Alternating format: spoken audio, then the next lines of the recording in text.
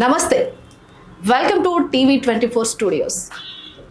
ఈ మధ్యన రీల్ బాబాలు ఎక్కువైపోయారు. అంటే ఫేక్ ఉంటున్నారు, జెన్యూన్ ఉంటున్నారు.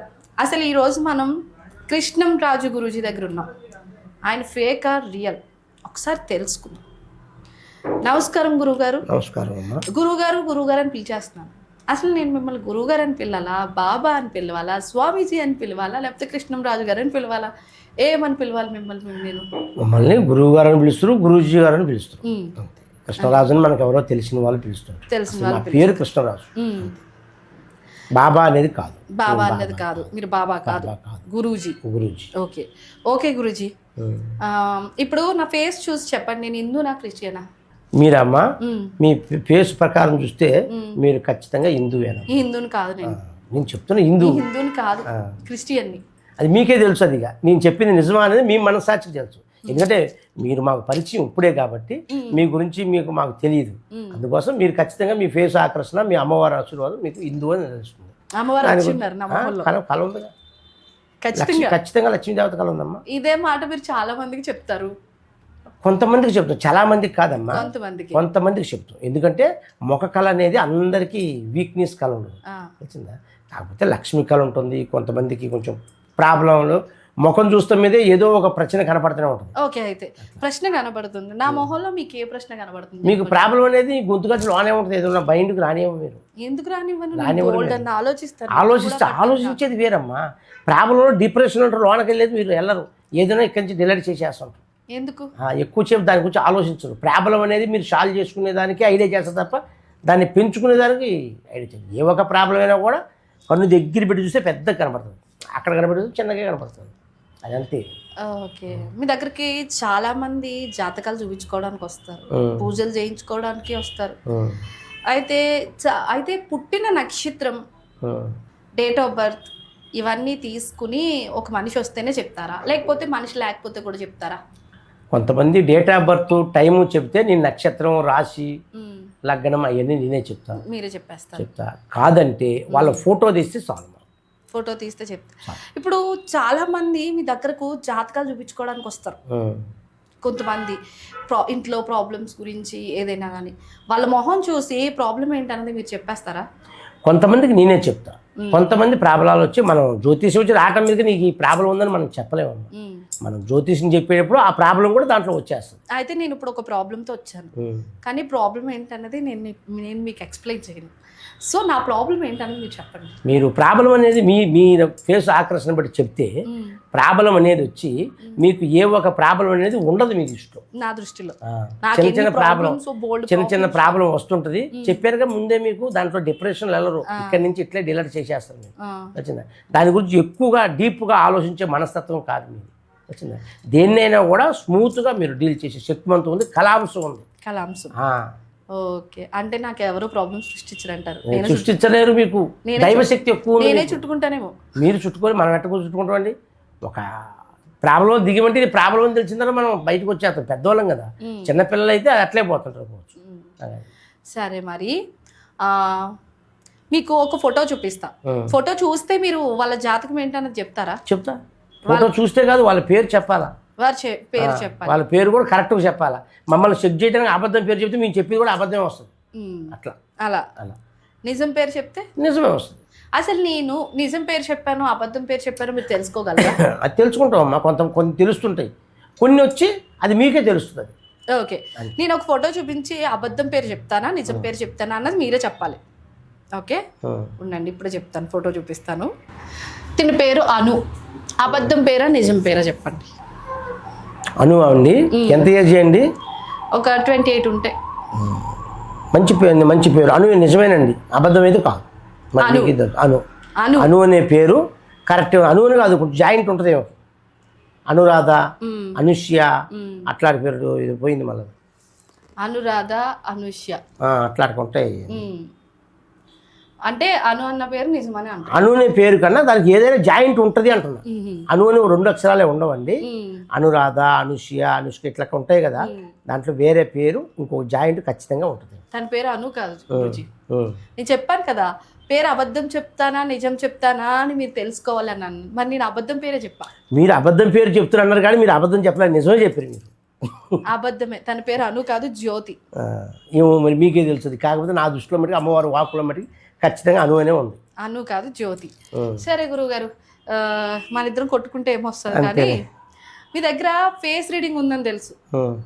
ఫేస్ రీడింగ్ ఉందని చాలా మంది అంటున్నారు. నిజం చెప్పేస్తున్నారు, ఈయన ఫేస్ రీడింగ్ ఉంది, మన మనసులో ఏమనుకుంటున్నారో చెప్పేస్తున్నారు, అది ఇదని ఏదో చెప్తున్నారు. సో ఇప్పుడు నా ఫేస్ చూసి నేను మనసులో ఏమనుకుంటున్నాను చెప్పండి.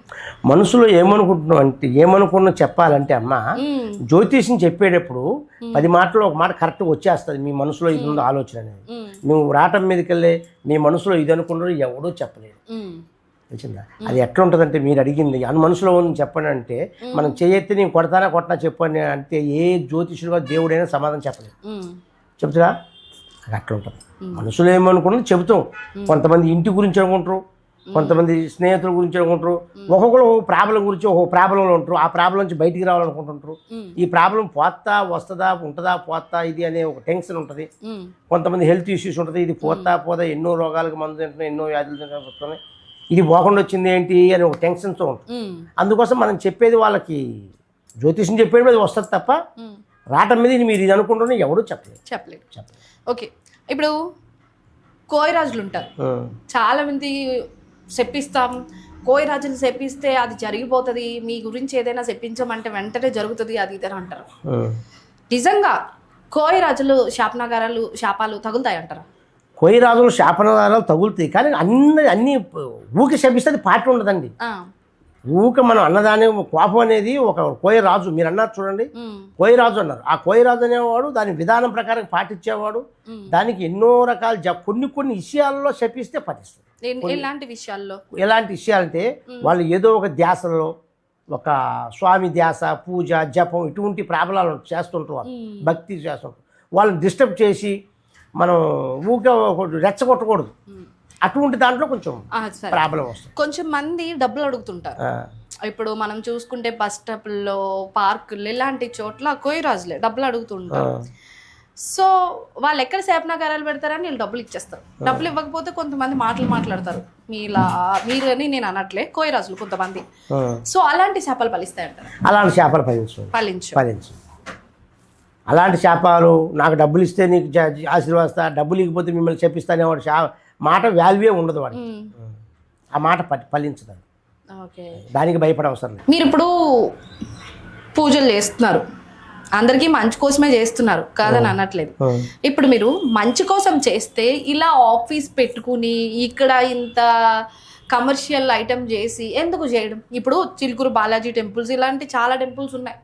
అలా బయట కూర్చొని చాలా మంది చెప్తూ ఉంటారు, కొంతమందికి నిజమని జరుగుతూ ఉంటాయి కూడా అవి. సో మీరు అలా ఎందుకు కాకుండా ఇంత సెటప్ చేశారు ఇక్కడ? సెటప్ అనేది సెటప్ ఏం కాదమ్మా, ఇది మా పూజ స్థలం, ఇది ఆఫీస్. ఇది వచ్చి ఆఫీస్ అనేది మేము మంచి చేస్తుంది తప్ప చెడు అయితే చెయ్యం. ఆఫీస్ ఉండాలి కదమ్మా. మా ఇంట్లో మేము కూర్చుంటే ఎట్లాది? మనకు తెలిసిందో ఒక మనిషి ద్వారా ఇక్కడికి వచ్చాం. ఇంతకుముందు మా ఊర్లో విలేజ్లోనే ఉన్నాను నేను. నువ్వు అక్కడ కాదండి ఇక్కడ రండి మీరని ఒక ఆయన తీసుకొచ్చి ఇక్కడ కూర్చోబెట్టడం అమ్మా. అందుకోసం ఇక్కడ కూర్చొని ఇక్కడ కొంతమందికి చేస్తున్నాం. మీరు చాలా పూజలు చేస్తున్నారు, అమ్మవారికి పూజలు చేస్తున్నారు, ఏవేవో చేస్తున్నారు. సో మీరు చేసే పూజలు నిజమా అబద్ధమా? నిజమేనమ్మా, అబద్ధం అయితే చేయం. అయితే ఇప్పుడు మీరు చేసే పూజలన్నీ నిజమని అంటారు పక్క. నిజం కాకుండా కొన్ని అబద్ధమని నేనంటే? మీరంటే మీరే అంటారుగా, నేను చేసేది నిజం నేనంట. మన ఇద్దరికి వాళ్ళని తప్ప ఏముండదు, అంతే. సరే, ఇప్పుడు మీ కాస్ట్యూమ్ వేరుంటుంది, మా కాస్ట్యూమ్ వేరుంటుంది. ఇప్పుడు నార్మల్గా చూసుకుంటే స్వామీజీలు, గురువులు, సాధువులు ఇలాంటి వాళ్ళు మాత్రం డిఫరెంట్ కాస్ట్యూమ్ వేసుకుంటారు. అంటే మీరు స్వామీజీ అని ఐడెంటిఫై అవడం కోసం ఇలాంటి కాస్ట్యూమ్ వేసుకుంటారా? స్వామీజీ ఐడెంటిఫై అవ్వడం కోసం కాదమ్మా. ఇట్లాంటి కాస్ట్యూమ్ వచ్చి ఒక పూజ చేసేవాళ్ళు ఎవరైనా కూడా, భక్తి చేసేవాళ్ళు ఎవరైనా కూడా ఎక్కువ శాతం అంటే మేము ఇట్లా కూర్చున్నాం కాబట్టి ఇవన్నీ వేసుకుంటాం. మేము కూడా ఏదో ఒక జాబు చేసుకునే వాళ్ళు ఎవరైనా స్వామి పూజ చేసేవాళ్ళు ఎక్కువ శాతం ఒక ఉద్రాక్ష దండో, తావలము, శాలిగ్రామము ఏదన్నా ఒకటి మెల్ల వేసుకుంటారు. మ్యాక్సిమం పంచి కట్టుకుంటారు. ఓకే, ఇవన్నీ రీసెంట్ గా తీసుకున్నారా? ఇప్పుడు తీసుకున్నారు? ఎప్పుడో తీసుకుని ఇప్పుడు తీసుకునే కాదు. మీరు దెయ్యాలు భూతాలు ఉన్నవి నిజమని అంటున్నారు కదా, మరి మీ మెల్లో ఏంటది పుర్రెలు? ఇది ఒక దండమ్మ, కాశీలో మాకు ఒక గురువు గారు కలిసి ఇచ్చింది, అది వేసుకున్నాను కానీ. చేసుకున్నారు. దీంట్లో కొన్ని ప్రాబలాలకి విముక్తి కలిగేట్టుగా ఉన్నది అని చెప్పి ఇచ్చాడు. మనం ఎవరినైనా అవాయిడ్ చేయకూడదు కదమ్మా. ఓకే, మరి మీ కాస్ట్యూమ్ మొత్తం ఏంటివి? ఈ అమ్మవారు ఏంటి, ఇంత రుద్రాక్ష? అమ్మవారు కాళీమాత, కాళీమాత, ఇది రుద్రాక్షలు, రుద్రాక్షలు, మణికర్ణి, శాలిగ్రామ పూసలు, రుద్రాక్ష దండ, ఇది రుద్రాక్షలు, ఇవన్నీ ఉంటాయి. వీటన్నిటికీ కాస్ట్ ఎంత అయింది? కాస్ట్ కొనుక్కునే కాదు, ఎప్పటి నుంచో వేసుకున్నాయి. ఎప్పటి నుంచో నాకేమో ఈ బ్రౌన్ చూస్తుంటే అసలు ఎప్పటి నుంచి అన్నది కాకుండా ఒక రీసెంట్ గా వేసుకున్నారని అనిపిస్తుంది. రీసెంట్ కాదు, ఇది ఎన్ని సంవత్సరాలు ఇట్లే ఉంటుంది. ఎందుకు అలా? దాని మెటీరియల్ అట్లాడుతుంది.